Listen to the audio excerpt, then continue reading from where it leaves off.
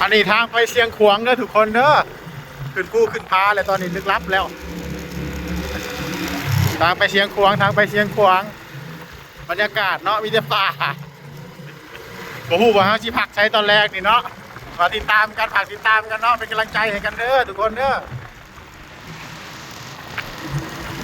ทางไปเชียงขวางเด้ออีเด้อยาวไปมีแต่โค้งเนาะโค้งเรื่อยๆโค้งอย่างเดียว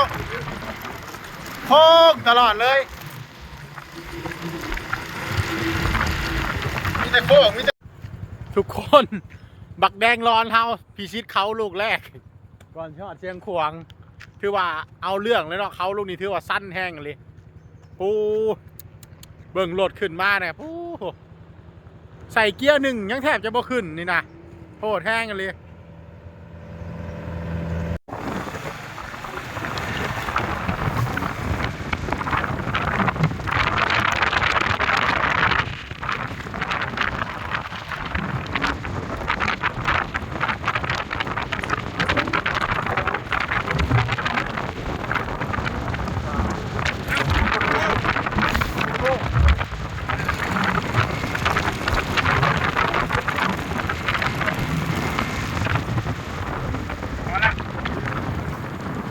จากต้นเอาจะได้เฮานี่สิไปต่อหรือพ่อเชฟนี่มันก็โหดแค่นี้ไปต่อแล้วตะลุยเลยมีแต่ขึ้นเขาดิวทอดผมซาลี่เลยจึงกลับนะทุกคนโอเคทอดผมซาลี่เขาบอกกลับตอนนี้สิแหวนอนกันยังบูฮู้มีแต่ป่าเฉยได้เนี่ยดอกกูบาดนี่ตายมีแต่ป่าขักเลยบาดไปสู้แล้วกระเทินสู้แล้วเนาะสู้ไปต่อเรื่อยทุกคนไปสู้2 นิ้วโอเคผ่านมาเพราะ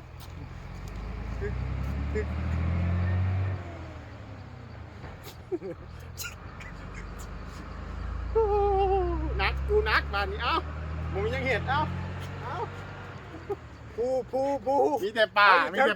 โอ้ยหาทางออกได้ยี่บ่บาดนี้สิกลับก็คือบ่ได้แล้วกลับก็ไกลไปต่ออย่างเดียวบาดนี้เนาะเอามาพ่อคนหูจักเนาะอย่างน้อยก็เจอคนหูจักมาเดียวกันอีกบาทเนี่ยเปิดมาขับรถเนาะโอ้ยใครเจอคนหูจักบาทนี้มาเขาสิท้าทางออกบ่ได้นี่ฮะมีแต่ภูเขามีแต่ยังนิมโบไว้ได้แบบยังอีกใกล้บ่เนี่ยสิไปใส่เชียงขวางคนละมันต้องหอดใส่ก่อนนี่เป็นควรอยู่ทอดกระทบก่อน100 กิโลได้ปะจักเลยยังไม่เคยถึงโชคดีเดินทางปลอดภัยเด้อไปโอเคติดตามกันไว้เด้อเอาวิดีโอเลยนี่อันนี้เป็น FC จากไหนบอกเขาเด้อพาเมืองแข่งบุรีคำไซ FC จากพาเมืองแข่งบุรีคำไซเนาะบักแดงร้อนนี่เหมือนธรรมดาเนาะนี่ฮอด FC อยู่พาเมืองอยู่คือสำหรับบักแดงร้อนด้วยเด้อFC น้องเนาะเพิ่นบอกเป็น FC บักแดงร้อน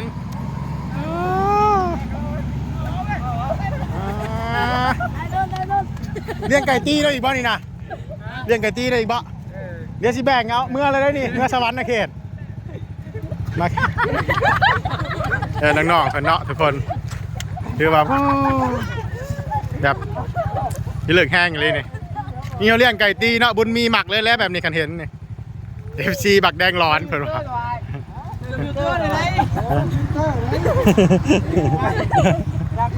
เป็นหน้าเด็ดโอเคโชคดีสบายดีทุกคนเนาะมื้อนี้ก็มาเห็นน้องๆ FC เพิ่นมาทักทายกันเพิ่นบอกว่าวัยรุ่นอินโดเนาะแต่ว่าชื่อคันนี้เนี่ยคือบักแดงร้อนเด้อชื่อมันไว้น่าสิเป็นคันเดียวเคยเห็นบ่แบบนี้เคยเห็นบ่เขาขี่กายมาเคยบ่เห็นแต่อยู่ไทยเนาะอยู่ลาวนี่ถือว่าน่าสิเป็นคันแรกเนี่ยแต่งแบบเต็มระบบนี่เดินทางหากะ2 วันนี่นะเร็วอยู่ป่ะเร็วอยู่เนาะ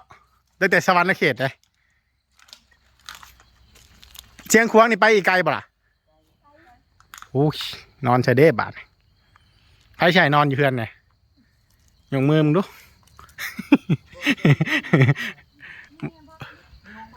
มีของผักมาแพงป่ะล่ะ100,000ฮอดป่ะ คืนเดียว คืนเดียวได้อยู่คันสัวข้าวนี่บ่อยากปันไหน นี่เนาะบรรยากาศอ๋อเด็กหน่อยเพิ่นมานั่งลิ้นทุกคนเบิ่งดูโอ้อยู่แต่ภูแต่ผาโอ้ยบ่เคยคิดเลยชีวิตนี่แหละเขาจะบอกว่าครั้งหนึ่งในชีวิตอลีเนาะนี่นะคือครั้งหนึ่งในชีวิตแห่งอลีที่แบบว่าตัดสินใจเดินทางแล้วก็ลำบากคนเดียวบ่พอเนาะเอาเพื่อนมาลำบากนำ ลำบากคนเดียวบ่พอเอาเพื่อนมาลำบากนำใครแต่ว่าคนบ้านเฮานี่เป็นคนจิตใจดีเนาะไปมากระทักทายกันถือว่าเห็นกันกระทักทายกันเด้ออันนี้เป็นแข่งบริคำไซเมืองพาเมืองเลยเนาะพาเมืองถือว่าน้องๆเพิ่นนั่งพิงไพ่อยู่แต่เพิ่นก็มาทักทายเฮา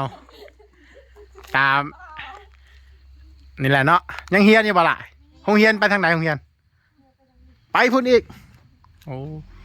ทำอันนั้นได้สาทำไอ เจ้าขี้ไปเรื่อยๆเห็นเลย ทำน้ำพรมหอมเลยนะแล้วก็พาเมืองกันต่างหากบ่คนละบอลเดียวกันเลยบ่อ๋อโดยเดี๋ยวอายไปคันนี้ปะจักเคยตุนคันนี้ปะจัก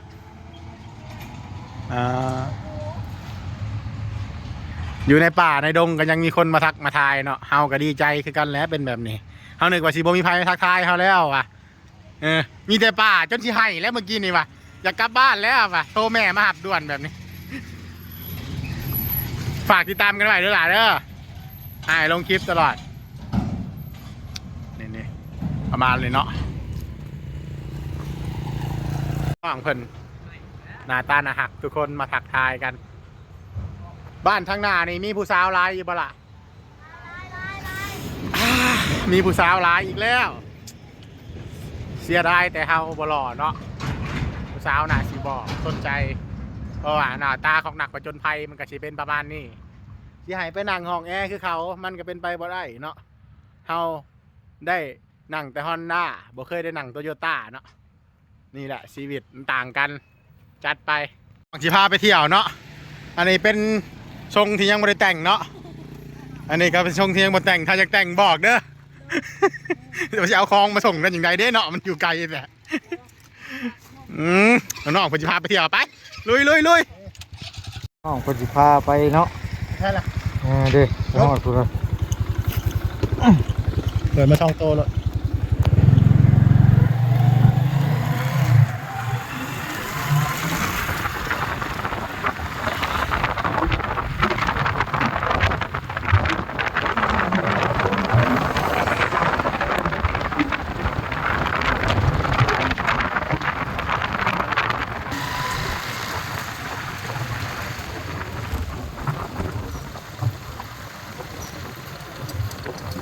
โอ้ยไป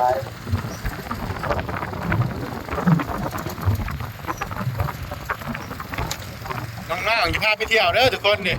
จะเข้าจะไปเที่ยวสายนี่คือพื้นที่ คนพื้นที่เนาะ เด็กเมืองเก่าเพิ่นว่าเชื่อเพิ่นกันนะ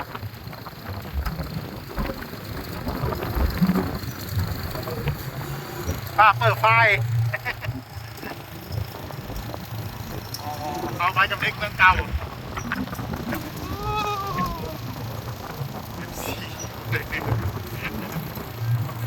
ล่ะเนาะตลาดจะขายเครื่องเป็นขายของขอของป่าโอ้หน่อไม้บุเมนเนาะวายเนาะทุนมันก็เป็นหน่อไม้เนาะเอาเอฟซีเขาไปใช้เลยพวกตายเลย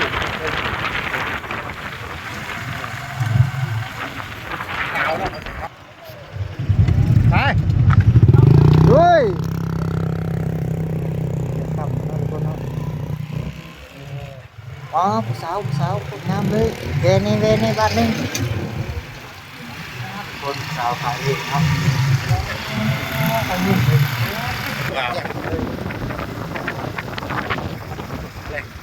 นี่คืองูมาได้ละ ไปว่าได้ ไปที่จังหวัดเนี่ย โอ้เอฟซี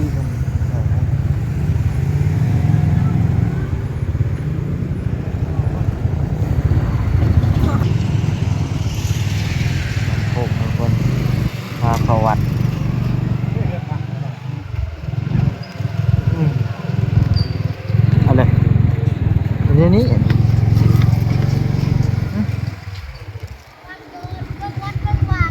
เอ้าเบิ่งวัดเบิ่งว่าก่อนเพิ่นว่าไปน้ำเดียวก็ไปน้ำเดียวอีกเพิ่นที่เพิ่นพามาเบิ่งวัดเนาะวัดบ้านเพิ่นอันนี้บ้านหยังล่ะบ้านพาเมืองเนาะอันนี้เนาะเป็นบ้านพาเมืองวัดพาเมืองไสยะมงคลเนาะ เที่ยวมาส้มได้เนาะ ใช้อันบ่อนเพิ่นไปเที่ยวนั่นล่ะยังไปอีกบ่ นี่เขาไม่ได้คำหรอก รัวค่ำเลยทุกคน นี่บ่ห้องพักเดือนน่ะ สองบ้านเดียวกันเที่ยวอันเที่ยววันเที่ยวเลย นี่กลางเต้นท์โลด การเล่นนี่จะบอกหวานไหมการเล่นนอนนี่จะได้ ได้อยู่บ่ ไอ้เรื่องนี้ได้เลยครับไอ้ที่นอนนี่เลยวะ เอากะจะมานอนวัดบ้านพาเมืองเนาะ FC เพิ่นก็จะพาไปครอบหัวหน้าหน่วยเนาะแต่ว่าเฮาขอยาเพิ่นแล้วยาเพิ่นโอเคเนาะแต่ว่าเฮาสิไปครอบหัวหน้าหน่วยอีกเทื่อหนึงเนาะทุกคนนี่เลยขอบใจ FC เพิ่นหลายๆเนาะที่พาไปขอบใจ FC เพิ่นหลายๆเนาะทุกคนที่พามาครอบงาเพิ่นแล้วก็ครอบหน่วยบ้านเพิ่นขอนอนวัดเด้อมื้อนี้เด้อ1คืนวัดบ้านพาเมืองมื้ออื่นเจอกันใหม่เด้อมาเยี่ยมกันอยู่ที่มื้ออื่นนะโอเค สบายดีทุกคนเนาะมื้อนี้เฮากะ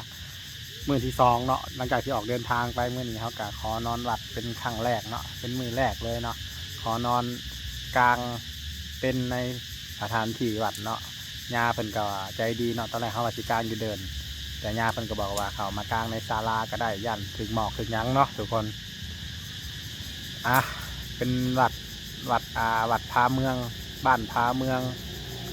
แล้วก็เมืองพาเมืองแข่งบุรีคำไซเนาะเขาใกล้ที่หอดเชียงควงเลยนะน่าดีประมาณ100 กิโลก็จะถึงเลยเนาะแต่ว่ามื้อนี้ค่ำก่อนเขาก็เลยนอนพักผ่อนก่อนเนาะ